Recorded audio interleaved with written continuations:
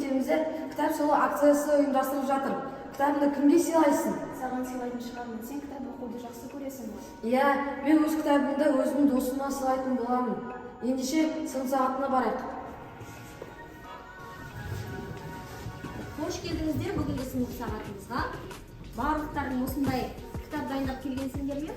Мектебімізде жаңа досыңа кітап сыйла акциясы ұйымдастырылып жатыр. Оған белсенді қатысып жатқандарына өте қуаныштымын балалар. Енді біздің сынып сағатымыздың бірінші бөлімі деп айтайын. Өзіміздің мектеп кітапханамызда подкаст ретінде өтілетін болады. Бірден мен сұрақты қоя бастайын. Өздерінің ойларыңды жинақтап, еркін жауап беруге тырысыңыздар. Жалпы сұрақтың өзі не екенін біліп отырған боларсыздар. Кітапты жалпы не үшін оқимыз балалар? Қалай ойлайсыздар? Кітапты не үшін оқимыз? Ақпар неге оқимыз?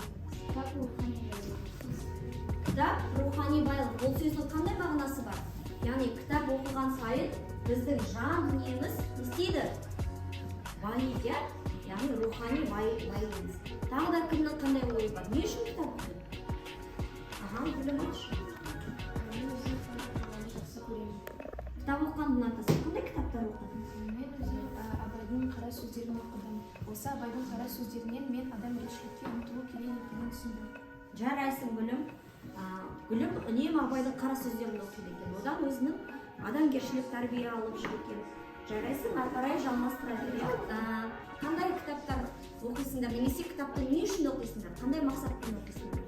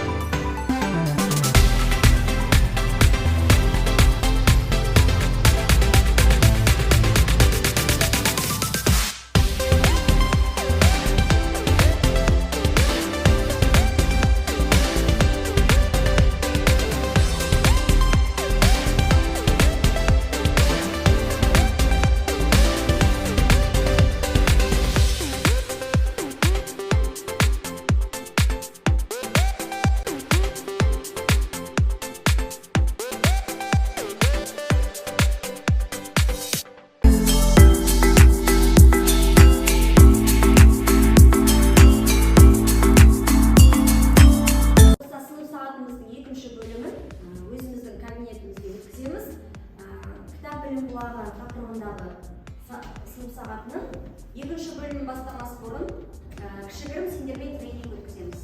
Ол тренингта сіздер жаңағы топпен жұмыс жасау үшін, бірге ұйымшылдықта жұмыс жасау үшін бірге сурет салатын боласыздар.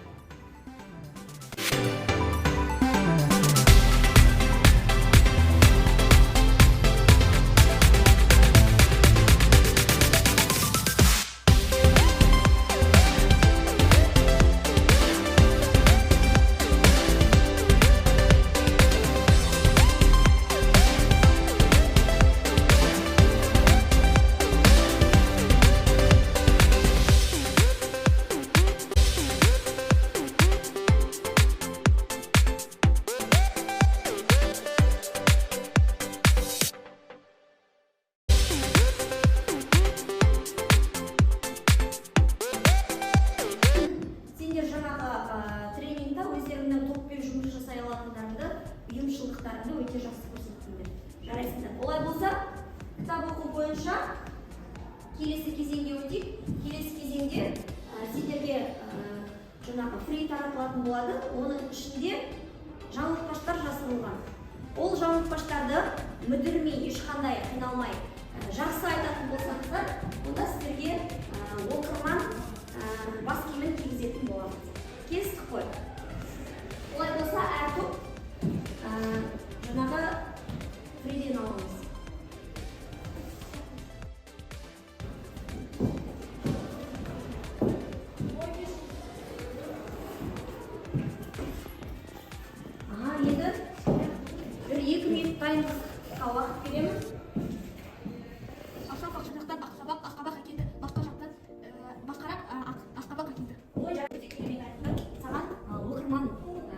оған деген жаңағы бас киімді табыс етеміз. Көшеге шығып қалады.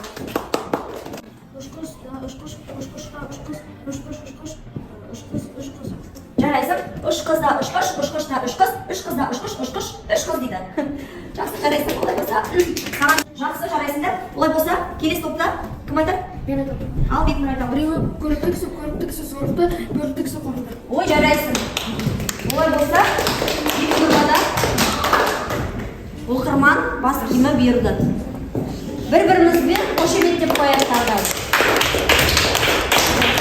Кітапты көп оқы. Күнім сені абайдың қара сөздерін оқығым келеді. Аслан үнемі рухани бар болды.